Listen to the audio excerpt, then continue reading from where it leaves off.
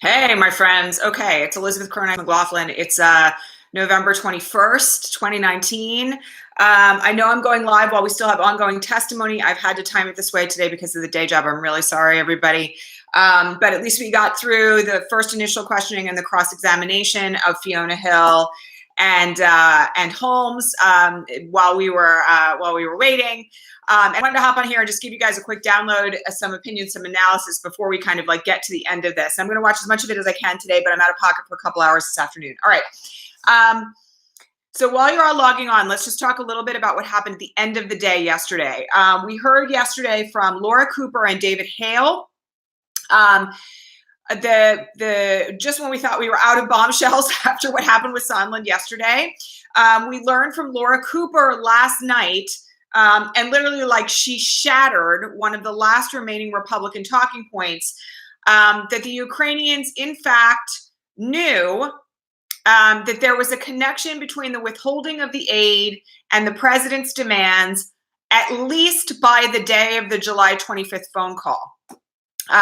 One of the reasons why this is so significant is that one of the main GOP talking points, of course, before Laura Cooper testified last night, was that the Ukrainians didn't feel any pressure. They didn't know there was any pressure. There was no connection of the aid to the president's demands, and therefore there could be no quid pro quo. Well, Laura Cooper took that apart last night instantaneously, basically, with evidence that she didn't have, by the way, at the time she was deposed. She found out from her staff after her initial deposition that, in fact, the Ukrainians had written to the Department of State asking about the whereabouts of the aid on the day of the call with President Trump.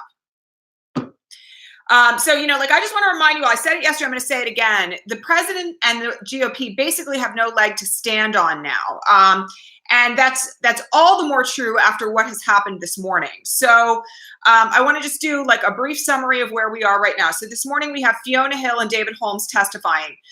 The testimony this morning is scathing. It is scathing in part because David Holmes is a first-person witness to the president's statement against interest. That, by the way, is tantamount to a confession that he was leveraging investigations in exchange for other things, like a White House meeting, like aid. Okay, and he testified very explicitly. He did a 40-minute opening statement this morning. It is.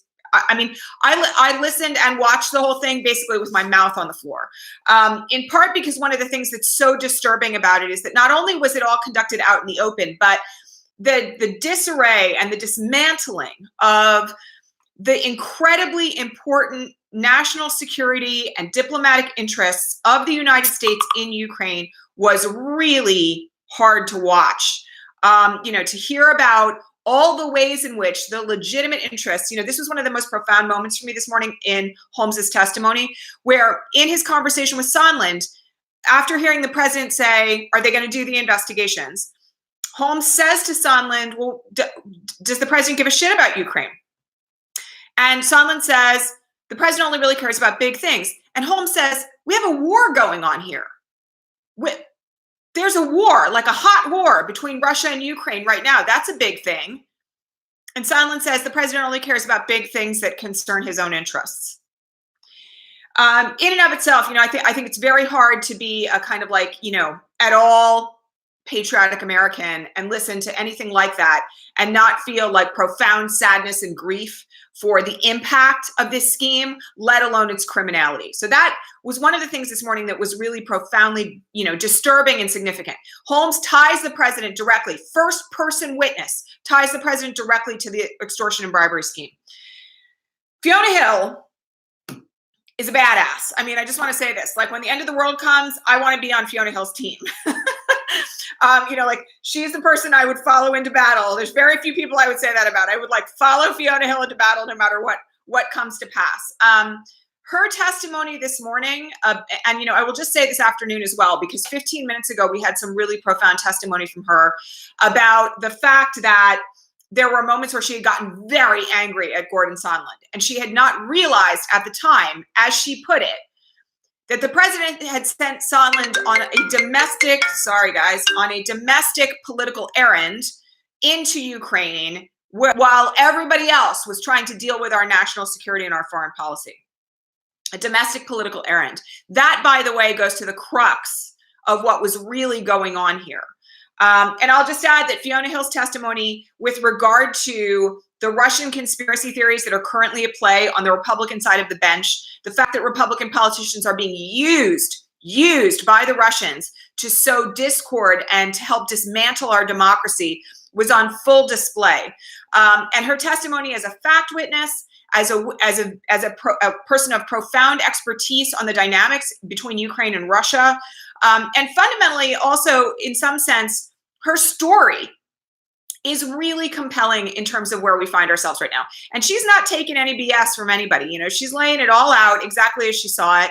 She went to bat for Ambassador Yovanovitch repeatedly inside the State Department to try to get some effect to defend Yovanovitch, and was, you know, very, very unable to get that done, but tried very hard. And the layers and layers and layers of this, as she continues to testify, are just profoundly damning, right? You know, it makes completely clear that what was happening was that Russian conspiracy theories that carry no weight were being pursued by Trump and Giuliani inside Ukraine. They were dismantling, in many senses, the fragile alliance that has been built between Ukraine's burgeoning democracy and the United States because of the president's own corruption. And so it's really kind of a scathing day. And I'll just add that, you know, while I think everybody was prepared for Fiona Hill and what she was going to bring to this based on her deposition, I don't think everybody was quite prepared for how significant the testimony of David Holmes is. And fundamentally the fact that, you know, he saw it all, and saw what was happening and was profoundly disturbed. You know, I will tell you also that there's more undermining of Gordon Sondland that's happening today that's kind of interesting to watch. Fiona Hill testified, for instance, that John Bolton explicitly told her not to get involved in domestic political issues that Giuliani was working on. That's contrary to what Sondland testified to yesterday. And, you know, there are some things here that seem to indicate that Sondland's implications yesterday about what he knew and didn't know about Burisma and Biden and the lack of a connection there that he was trying to stand on yesterday really holds no weight. You know, Fiona Hill has already testified repeatedly that everybody knew that Burisma equaled the Bidens and that what was being demanded from the Ukrainians was an investigation into the Bidens for the president's own political purposes. And she's testified about how angry that has made her. I mean, she's just, there's been so much that has happened today on this front from the standpoint of really demonstrating to all of us, you know, how significant our foreign policy is and how much it depends on the stability of these lifelong career public servant foreign service officials. In some sense, it's been like a master class in that, and that's been really quite wonderful to watch. You know, the thing that is right now happening before our very eyes is that, you know, fundamentally the last vestiges of the Republican arguments in defense of the president are unraveling. And indeed, if you've been watching this morning, you know that Devin Nunes's demeanor from this morning to this afternoon, when he was given an opportunity to question Fiona Hill, has changed dramatically. He is much more reserved. He is subdued. He's really sweaty. He looks really nervous. I mean, any of us would be going up against someone as brilliant and as much of an expert in her area as Fiona Hill is. But they don't have a leg to stand on, and they know it. And they're dancing a very fine line at this point because it's profoundly clear that the president is implicated. The president is guilty. You know, every legal person who's been watching this morning has reached the same conclusion that we could all take a bribery case to trial right now and win. You know, like there's literally nothing else that's needed. There wasn't, I mean, there hasn't been for days. Let me just say that. But it is now, I mean, I will just opine on this. This is perhaps the most compelling set of facts I've ever seen in a case involving a bribery charge ever. And I didn't even do criminal law. So let me just make that really clear. But let me just say this. I would take this case to trial in a heartbeat. I think there is no defense to it. I mean, that's part of the issue here is there's literally no legitimate legal or factual defense, none. They're hanging their hats still on conspiracy theories that have been profoundly disproven. Fiona Hill gave again, a masterclass this morning in the ways in which these are talking points coming from the Russians.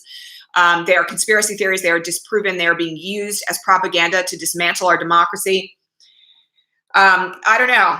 This is a really hard one to wiggle out of. So let's talk about a few of the other developments today. One of you asked whether or not at this point there's enough to implicate Pence let me just say this. There's been a mountain of evidence at this point about Pence. It's very clear that Pence knew what was going on. There was testimony yesterday that Pence was directly informed in advance of his meeting with Zelensky that there was a quid pro quo, that aid was on the line, a White House meeting was on the line, and he didn't raise any objection to it. Then goes in and kind of does his advocacy to Zelensky on behalf of President Trump. I'll also just say that it's very clear from the testimony this morning that Pence was also in the loop with all of this. Yes, I'm just going to say, I'm going to call it. There's enough evidence to impeach Vice President Pence as well. Whether or not the Democrats choose to do that simultaneously remains a very good question. But yes, it's very clear that he is implicated in this and that he could go down with the ship. And Sondland's testimony yesterday was a nail in that coffin. Today, the president invited a group of senators up to the White House for lunch.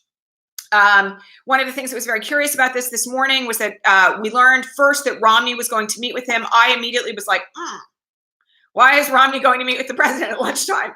It was not clear at that point that what had happened was that the president had extended an invitation to senators to come up and have lunch with him. And I'm just going to say this. That is basically at this moment in time, and this is not the first time this has happened since impeachment hearings started, the equivalent of jury tampering. Because as has been reported, every time he has senators for lunch at the White House, the topic of impeachment comes up. Now, let me just say this. I am not convinced at this moment in time that there is not some kind of that's a double negative. I am convinced at this moment in time that there are some kind of back channel discussions going on about the future of the president. I don't know how there couldn't be, frankly, in light of the testimony that we've had now. And there are indications as of last week as well. I will remind you all, there were 3 senators who refused to sign on to that resolution condemning the House impeachment proceedings. Now, again, that resolution carries no weight. It's really just like, the equivalent of saying, like, we don't like this. But the reality is that there were 3 who were unwilling to do that, and that was Romney, Collins, and Murkowski. There is, I will just say this. There continue to be growing voices in the Republican Party raising alarm about the evidence that has come forward at this point.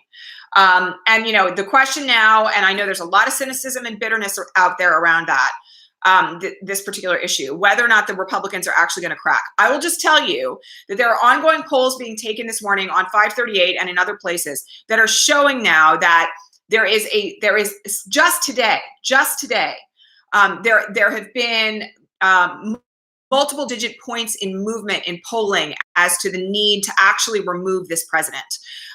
We are now over 50%. And as I said last week, one of the things that I'm watching for is when we hit 55% of people who want this president removed, it's going to start to become impossible for the Republicans to justify keeping him in office. Now, I know everybody is going to be, I get this every time, bitterness, cynicism, they're never going to do anything, it's never going to work. I'm just going to say this. They're facing down an incredibly compelling pile of evidence. And at some point, the Republican Party is going to have to start thinking about what the impact to them is going to be in 2020 if they do not vote to remove him or they don't seek to get him out of office in some other fashion, like by convincing him to resign. It is at this point, it's just hard for me as a lawyer to kind of put any finer of a point on it. The evidence is so compelling at this stage of the game that it's got to start to be cracking through to some in the GOP that the end of their party is nigh if they continue to uphold this president. Now, am I telling you that's going to happen today or tomorrow or, Monday? No. But I will tell you that I think that the consequences are growing and they will continue to grow. And part of what needs to happen here is that we all continue to make our voices heard on all of this. Look, we have additional testimony today. This was supposed to be the end of testimony, but there are additional depositions now planned of additional witnesses who have come forward, this week. The question in terms of timing, which some of you have asked at this point, obviously I am of the opinion that articles of impeachment could have been filed like Tuesday. At this stage of the game, there's no question that there are viable articles of impeachment on, at the absolute bare minimum, bribery, extortion, abuse of power, obstruction of justice, and witness tampering. So the fact that we are where we are may mean that rather than seeking additional witness testimony, and we're supposed to get a ruling on John Bolton, sometime soon, but rather than going through the court process of compelling additional testimony, they may just choose to file the articles and vote. I personally think that's the path to pursue. If I was going to look at it from a strategic legal standpoint, that's the decision I would make. All right. So in any event, that's where we find ourselves today. I will be live at regular time tomorrow. So there is no planned public testimony tomorrow. What I can tell you, however, is that I expect tomorrow to be actually quite a dramatic day in terms of what we learn from the strategy of what's going to come out of the House Intelligence Committee, because I think we're going to see some signaling very soon about the next steps of this path, particularly in light of the testimony that we've had this morning from Hill and Holmes. So that's that.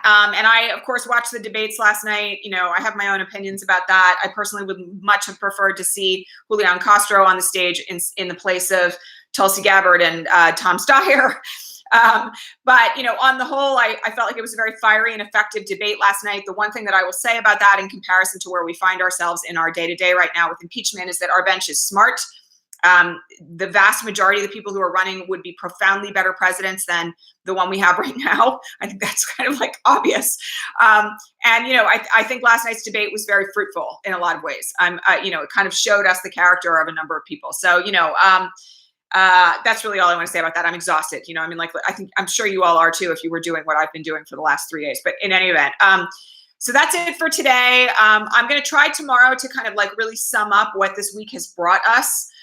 So please make sure you tune in tomorrow for that. Again, regular time, 9 a.m. I'll look forward to seeing all of you there.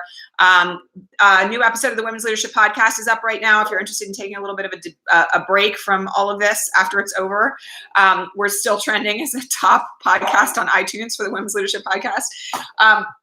But on the whole, I'm expecting a lot more out of Fiona Hill and David Holmes before we're done today. All right, that's it. Much love to all of you. I'll talk to all of you tomorrow. Thanks so much. Bye.